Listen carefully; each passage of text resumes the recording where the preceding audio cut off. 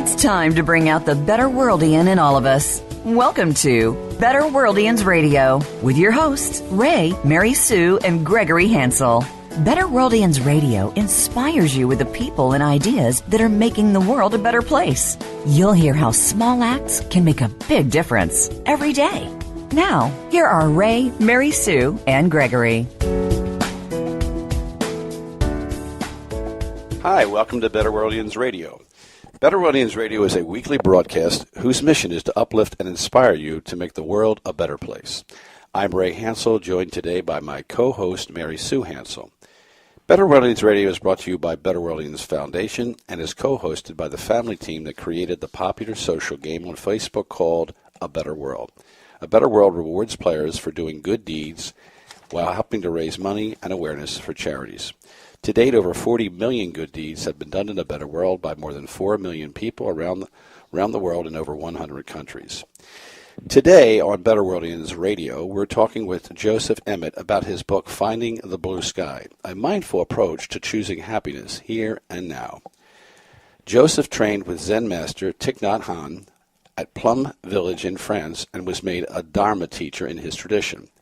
He has a doctorate in music from Boston University and is the author of Buddha's book on sleep, Buddha's book of stress reduction, and Buddha's book of meditation. The founder of the Mindfulness Meditation Centre in Montreal, Emet lives in Pointe-Claire, Canada. Hi, Joseph. Welcome to BetterWorldians Radio. Hello. It's nice to be here. Very nice to have you. I was wondering, what inspired you to write Finding the Blue Sky, Joseph? Well, it's the story of my own journey toward happiness, because I didn't find happiness at home. My parents were not particularly happy people, quite the opposite. And also, I don't know about the DNA. I mean, judging by their own happiness, perhaps I didn't get the right DNA either, but I found happiness through my search for happiness and through mindfulness, and I wanted to share this journey with others as well. Oh, that's great. Now, you say that mindfulness and happiness go hand in hand. Can you tell us about that? Yeah. Well, one of the definitions of mindfulness is paying attention intentionally. Now, all around us, in the media, in our homes, at workplaces, there's always something negative, worrisome. I mean, some people are worried about the election results today. And what do we pay attention to? What do we obsess about? Do we just go where the mind takes us, where the media leads us? Or do we pay attention intentionally to what's good, what's working in our lives? Today, it's a beautiful day here in Montreal, Canada. Blue skies, the leaves are so colorful, the fall leaves, and there's a carpet all over the ground, and the people are beautiful as usual. So what do I pay attention to? Positive things or negative things? One makes me happy, the other makes me worried and unhappy. So essentially, that's one big relation between mindfulness and happiness. Very interesting. You know, you talk about ignorance, clinging, and aversion, and you describe those as three attitudes that lead to anxiety and depression. Would you tell us about that and how we can stop doing that? Mm-hmm. Clinging, as a traditional word, you can use holding on as perhaps a more contemporary version. Okay. One way I demonstrate that in my stress management groups is I have quite a heavy water pitcher that I use at the dining table.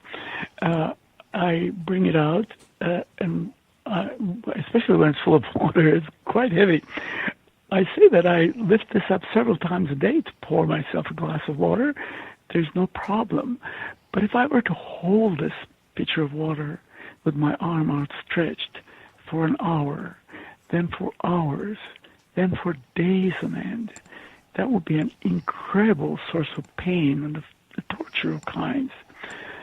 So here's a demonstration of holding on.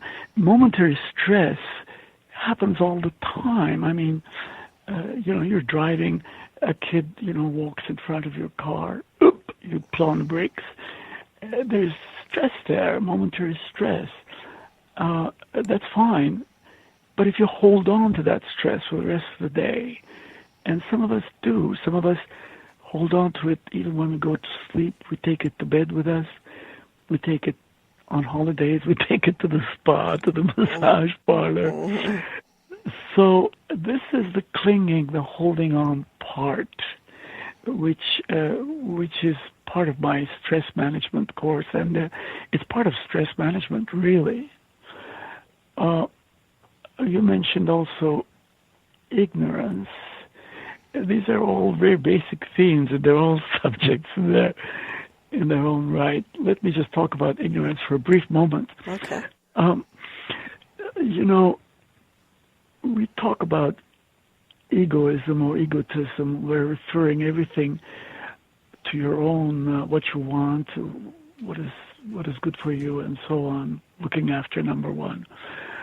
But supposing your idea of yourself is open-ended, like yourself is not an independent, separately existing entity, but it really depends on the green plants that provide our oxygen, the microorganisms that live in our guts that digest part of our food for us, the beautiful blue sky, the people we live with, our happiness, our parents, our children. So if you look upon yourself in this open-ended way, then what meaning does selfishness have for you? So this is sort of like contemplation, and ignorance is the sort of blind idea of the self, restricted with blinders idea of the self, and the more wise idea of the self is one that includes your family, your partner, your children, the green plants, your neighbors, the people at work. All of those have something to do with your well-being. Yeah.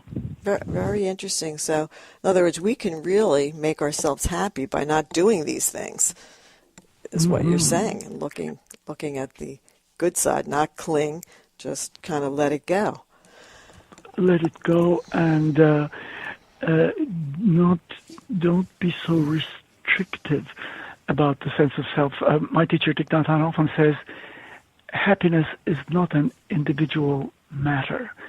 In other words, in your family, if your partner, your children are desperately unhappy, well, you can't be happy all by yourself. That's right. In your book, you tell a really good story about being kept up all night, and it was really a good example of the power of seeing things from someone else's perspective or vantage point. I should say at this point that this book, each chapter has 3 sections. Okay. One section is one of those crazy Zen stories. I'm a fan of them. And then that's time for story. Then there's time for reflection, a little bit of thought-provoking matter. And the third section of each chapter is about practice, it's about how to get there. This particular story is not one of the Zen stories, but it's a story that it's a story of one of my trips to Mexico where somebody, my next door neighbors, kept me awake several nights in a row until very late at night, like 4 a.m, talking and drinking and very loudly. And so I was thinking, oh, poor me, And then I engaged one of them in conversation, and it turned out that he had a poor me story also. His wife has left him. She already had a boyfriend. He had had a car accident and lost all sensation in one hand, so he couldn't work as an airplane mechanic anymore like he used to. And like in one breath, he told me a whole bunch of things that happened to him, and he was beginning to feel sorry for himself. So this sort of really struck home to me, the fact that we create our own self, who we are, by the stories we tell and by how we see ourselves. And at this moment, this guy was really seeing himself as a victim, And it occurred to me that if I had talked to his wife, I mean, how much fun is it to live with a guy who stays up all night and drinks and talks very loudly? So perhaps she also had her own funny story, Yes. And the car accident he's talking about, well, the other guy, he I don't know how the accident was, but I think it takes two to make an accident. I mean, the other guy was probably injured also, and so these stories sort of reverberate, and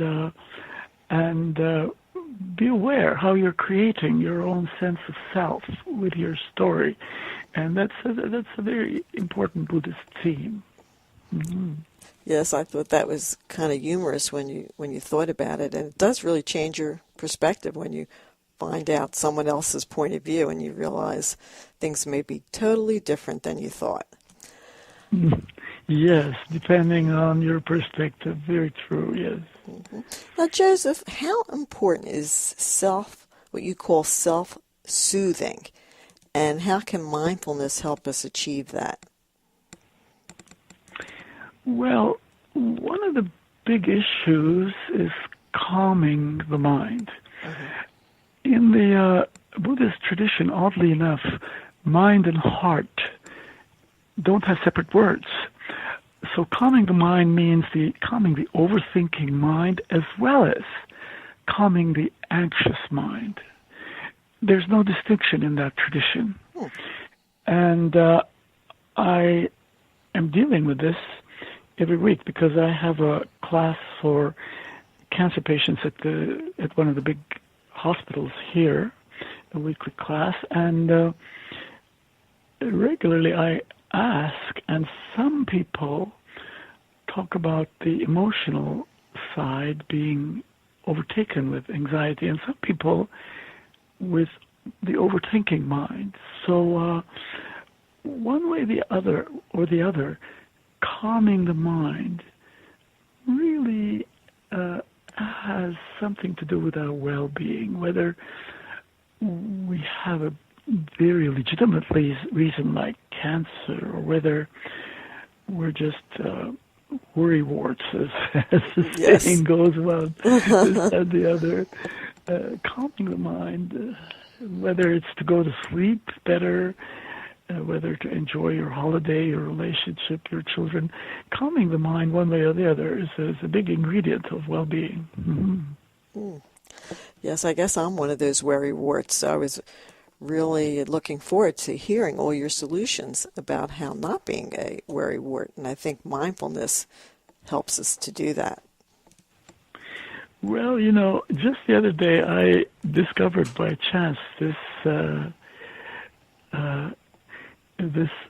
traditional song. It takes a worried man to sing a worried song. Takes a worried man to sing a worried song. Did you by any chance hear that ever? Are you familiar with it? Yes, that sounds familiar. Well, I love that song because I do too. the guy is condemned to live in chains for 21 years.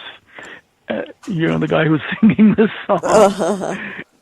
And he is able to look at his worry with a certain amount of good cheer, at least the way the country and Western people sing it.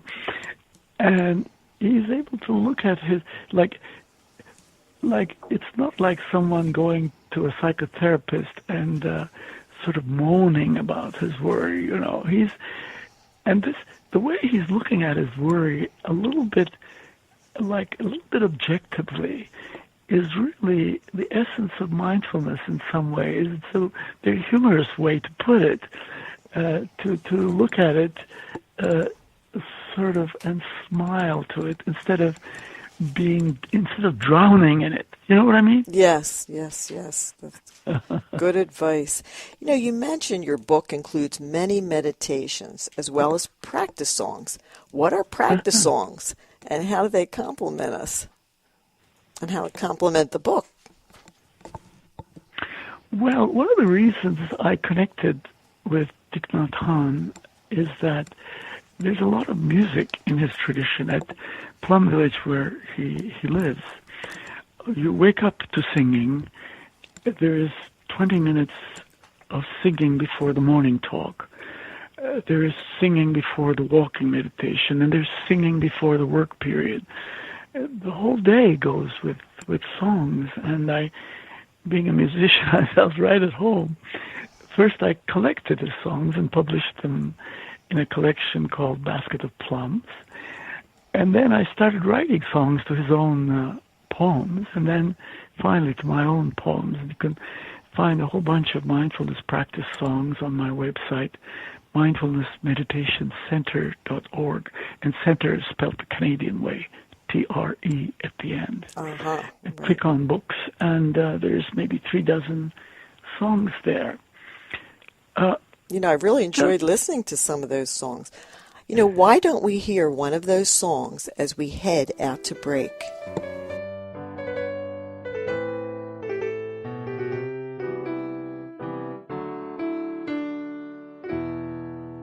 The sun is shining in my heart as it shines above the clouds. It keeps me warm, it gives me light through the day and in the night. Shine, shine, shine, my sun. Shine through the clouds, shine through the fog. Warm, warm, warm every heart, wherever I go. We'll talk more with Joseph Emet about his book, Finding the Blue Sky, in a moment. But right now, I'd like to take a brief break and tell our listeners a bit about our game on Facebook called A Better World. A Better World encourages habits of goodness, positive mindsets, and giving to social causes to make a positive difference in the world. Players actually do things like express gratitude, share acts of random kindness, send get-well notes to real-world sick children, and many, many more. Each month we partner with a different charity and challenge our players to do a certain number of good deeds within the game. When they do, we release funds to our charity partner of the month. You can find out more at betterworld.com. So let's get back to our conversation with Joseph Emet, author of Finding the Blue Sky. So Joseph, what does it mean to cultivate the garden of the heart? Well, it ties in perfectly with what you were saying a minute ago about the better world, gratitude. Cultivating the garden of the heart is really a method for having more positivity in your thinking, in your emotions, in your state of mind. It's easy to say that, and there's all kinds of research to back up the fact that it's good for us, for our health, and so on. But how do we go there? How do we become more positive, more grateful, more contented, more loving, more charitable, etc.?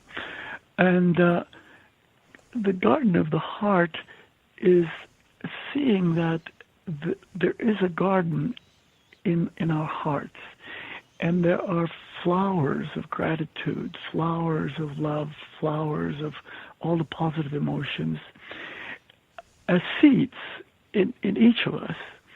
And the more we bring to mind our gratitude, our loving, for example, right now, bring to mind something you're grateful for, someone you love. And do that often before you go to bed, for example, like some positive psychologists do regularly. take a positivity break. And the more you do that, the garden of your heart blooms with positive emotions. So that's, in short, the recipe for cultivating the garden of your heart. So how do we actually get in the way of happiness? I read in chapter 5 a little bit about this, but how do we do that? How do we get in the way, and how can we stop doing that? That's sort of sabotaging your own, your own advancement, your own happiness. For example, you hear there's a, good, very, very nice job, the kind of job that you've been, longing for, available somewhere, and then you say, they wouldn't hire me. They're looking for this, that, and the other, some other kind of qualification. So you don't apply. There you go. Or you meet someone who seems just like the person you'd like to get to know better, and you say, oh, he wouldn't go for me, and you sort of stop yourself from getting closer to that person. And I describe that as driving with the brakes on. And so this is one way. I think when the opportunity is on the horizon, let go of the brakes and go all out. And don't get in your way. Let someone else do it for you, but not yourself. Right, absolutely. And how do we distinguish between wants, as you put it, and needs, and how can we figure out how can sorting out that process lead us to more happiness? Well, we all need a job, but we don't necessarily need that particular job. We all need closeness, intimacy, but we don't need that with that particular person if that particular person is not responding favorably to our need. So getting in touch with your needs, your human needs, rather than the wants, the particular channeling of that need, is a wonderful way for flexibility, for being flexible. Here's a down-to-earth example. We all need water, but some of us, when we're thirsty, we all need to drink. But some of us want a sugary pop drink. Some of us want beer. Some of us want, just look at the, soft drink section of the grocery store. And that's a wonderful illustration of the saying that our needs our wants are limitless, whereas our needs are few, really. Basically, it boils down to water. And if you are in touch with that need, then you're better able to give up the sugary soft drink. Basically, it's as simple as that. That's well put.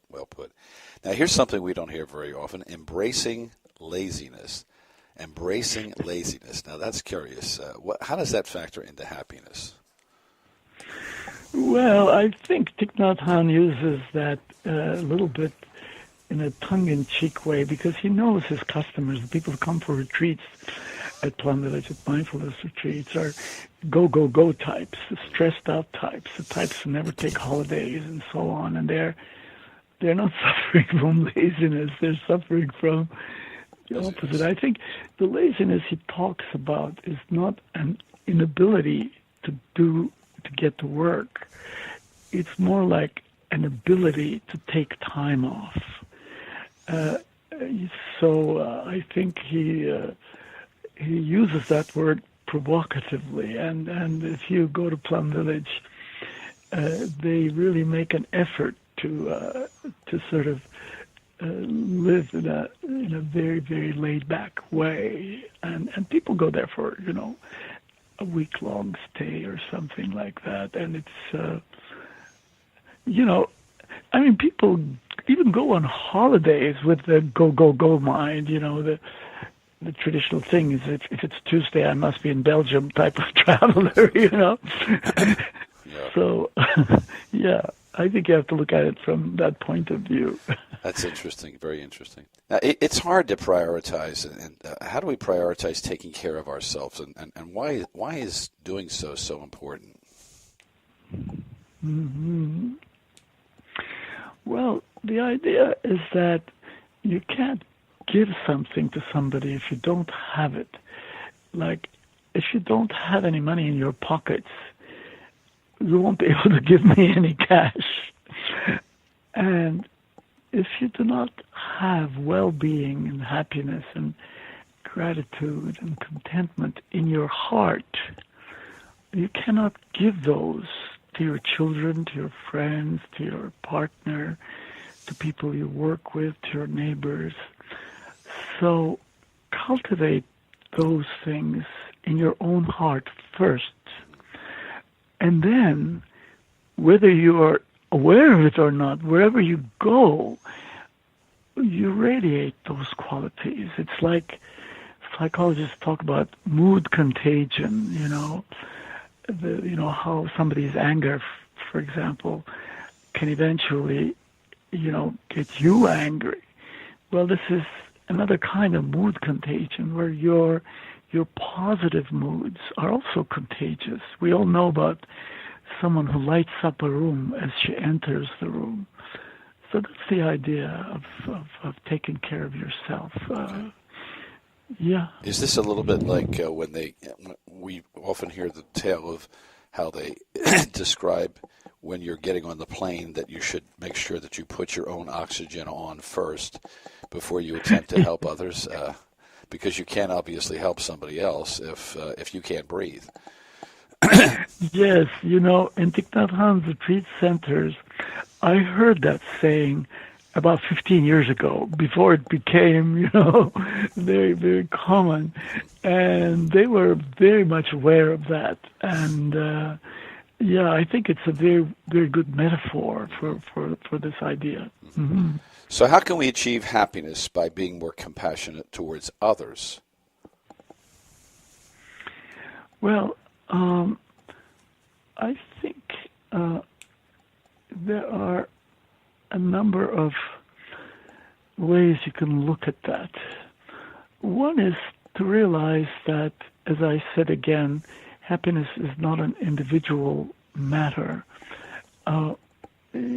Other people's happiness at work, for example. If you say that you're a school teacher, I think if your students are happy, that has something to do with your happiness. I think if your students are desperately unhappy, I doubt whether you're going to be happy at the end of your day. If the people you work with in an office, and there's a lot of positive psychologists these days make their living giving workshops for businesses on positivity, because positivity enlarges your vision. There's all kinds of research, like someone in a positive state of mind, you show him a photograph, and he sees more in the photograph, more in the background.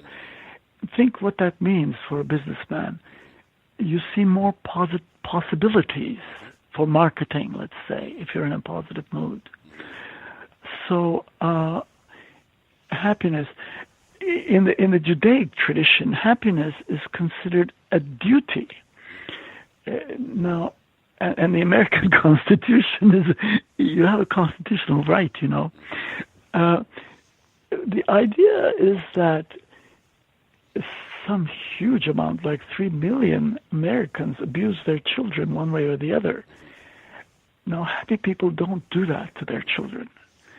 So you can see right away the connection between the duty of being happy and the way you bring up your children, Yes. So, we have there's a connection. Yeah, we can relate to that. Our entire Better World game is based on principles of positive psychology. So a lot of the things that people do are geared towards being compassionate, expressing gratitude, expressing kind acts that they've done, and creating a feed that other people can see. And that's part and parcel the core, as they call it, mechanic that makes the game move forward and propels us towards the millions and millions of good deeds. So we've actually had people review that and validate that, yes, this is actually happening.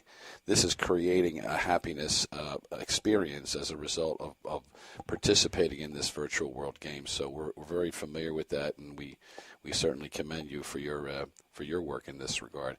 Now I think we're on the same team. Absolutely, absolutely. We're on the happiness team. Yes.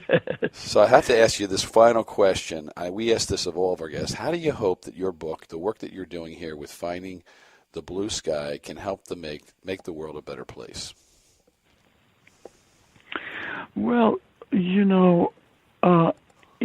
a nightmarish thought to think that all the wars we've started, there's 40 armed conflicts going on in the world today.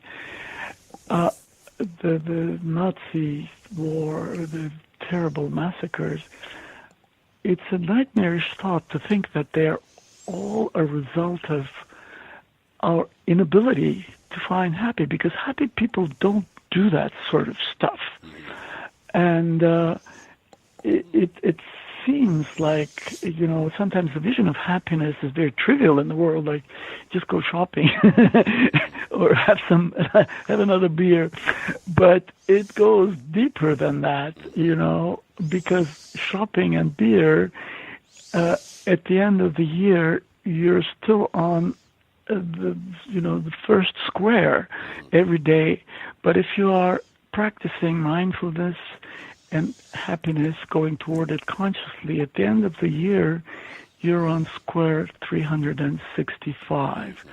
So have a wider vision of happiness, of well-being that includes altruism, includes not only a narrow vision of your own happiness, but happiness of other people, world peace, and so on. And this is the way I envision happiness, and this is, I hope, what will come through to my readers. It certainly came through when we read it, and we certainly commend the work that you're doing. As you said a few minutes ago, we're on the same path, so we can validate and appreciate all the work that you're doing. And so you can learn more about Joseph Emet's work by going to Mindfulness Meditation Centre.org. Joseph, thank you so much for joining us today on BetterWorldians Radio. My pleasure. Thanks for having me. You're very welcome. Very welcome. BetterWorldians Radio is brought to you by BetterWorldians Foundation, a 501c3 nonprofit whose mission is to make the world a better place by encouraging the very best in everyone. We believe it's essential to plant flowers, not just pull weeds.